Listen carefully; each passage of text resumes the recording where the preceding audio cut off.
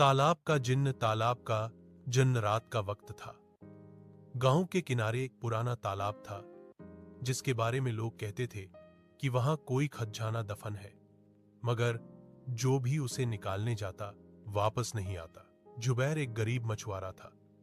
एक दिन जब वह मछलियां पकड़ने गया तो उसके जाल में एक सुनहरा छल्ला फंस गया।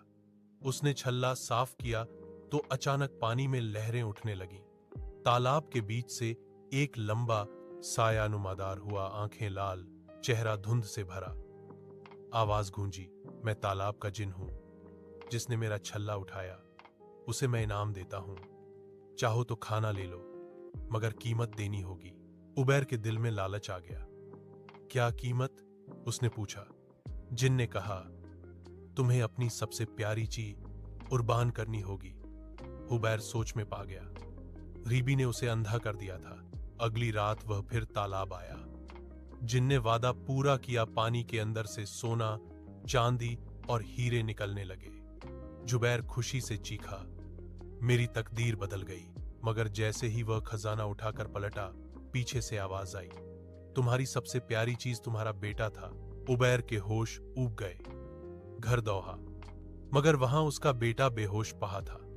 हकीम ने कहा, यह किसी औनाक असर में है, इसकी रूह डरी हुई है। उबैर रोता हुआ मस्जिद गया। इमाम साहब ने कहा, यह जिन्न तुम्हें तुम्हारे लालच की सजा दे रहा है। औरन अल्लाह से तौबा करो, सदा दो और तालाब की ची वापस कर दो। उबैर ने सब खाना वापस तालाब में फेंक दिया।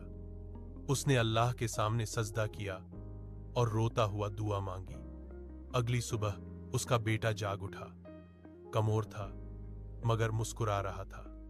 उबैर ने आसमान की तरफ देखा और कहा, अब मेरा खाना यही है, मेरा बच्चा और मेरा ईमान। सबक, लालच इंसान को अंधा कर देता है। जो चीज अल्लाह की रज़ा के बिना हासिल हो वह बरकत नहीं बल्कि ज़हमत बन जाती है।